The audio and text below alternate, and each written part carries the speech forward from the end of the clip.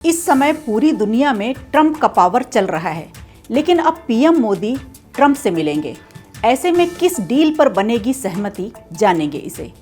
वहीं दूसरी तरफ दिल्ली विधानसभा चुनाव में आम आदमी पार्टी की हार के बाद केजरीवाल पंजाब के 30 विधायकों से क्यों मिले? क्या अब केजरीवाल बनेंगे पंजाब के सीएम? इंडिया गठबंधन बस नाम के लिए साथ है, असल में पूरा गठबंधन टूट चुका है। दिल्ली के बाद अब बंगाल में क्या हुआ, जानेंगे इसे भी। नमस्कार, खबर प्रधान शो देख रहे हैं आप और मैं हूं निवेदिता।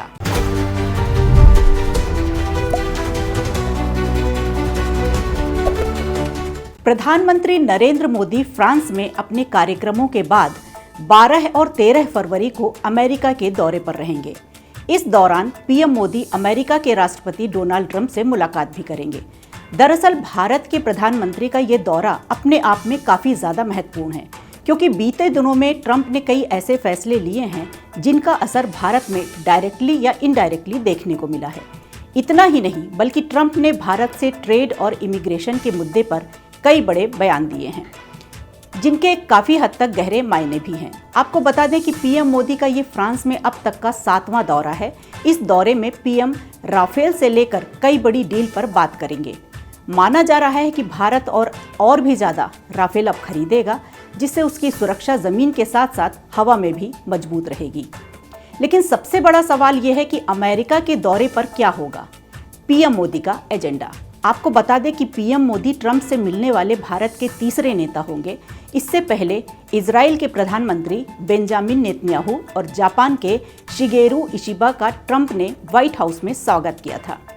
ऐसे में अब पीएम मोदी जब ट्रंप से मिलेंगे तो उनका ऑरा पूरी दुनिया में बढ़ जाएगा। इसके अलावा पीएम मोदी कई बड़े अरबपतियों, कारोबारियों से भी मिलेंगे, जिनमें एलन मस्क का नाम भी हो सकता है। और ऐसा देखा गया है कि जब भी पीएम मोदी किसी देश में गए हैं तो वहां से भर भर कर इन्वेस्टमेंट लाए हैं।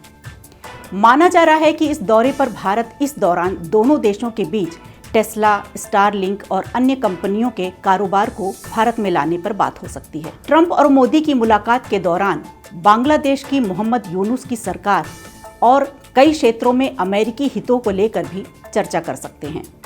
और अगर ऐसा होता है तो भारत का ये नया नवेला दुश्मन बना बैठा बांग्लादेश काफी हद तक कंट्रोल में रहेगा और इससे पाकिस्तान के नापाक मंसूबे कभी भी पूरे नहीं हो पाएंगे। कुछ रिपोर्ट्स की माने तो पता चलता है कि अमेरिकी राष्ट्रपति रक्षा सहयोग को लेकर भी पीएम मोदी से बात करेंगे।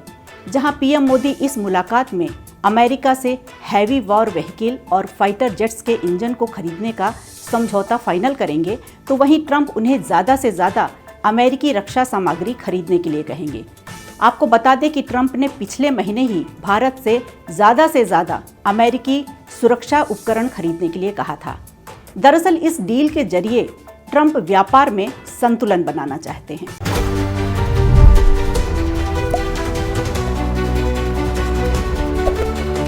दिल्ली विधानसभा चुनाव में हार के बाद पंजाब कांग्रेस के 30 विधायक और आम आदमी पार्टी विधायकों के उनके संपर्क में होने के दावे में उथल-पुथल मची हुई है।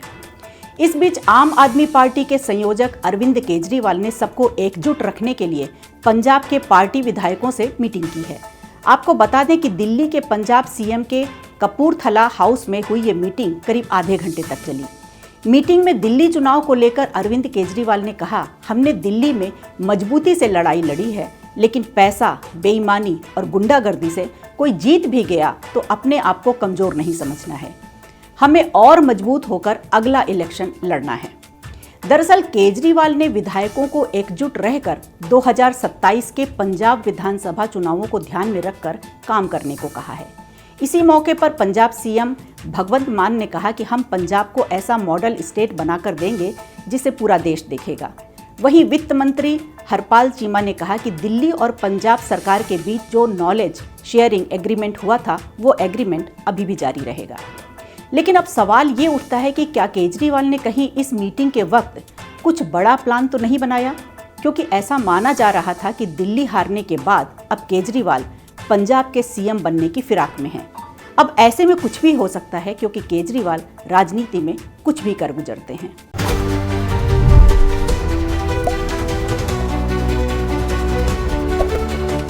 दिल्ली विधानसभा चुनाव में हार के बाद एक बार फिर इंडिया ब्लॉक की एकजुटता पर सवाल खड़े हो रहे हैं। दिल्ली के नतीजों के बाद ममता बनर्जी ने कहा है कि वे 2026 में होने वाले पश्चिम बंगाल विधानसभा चुनाव अकेले लड़ेंगी।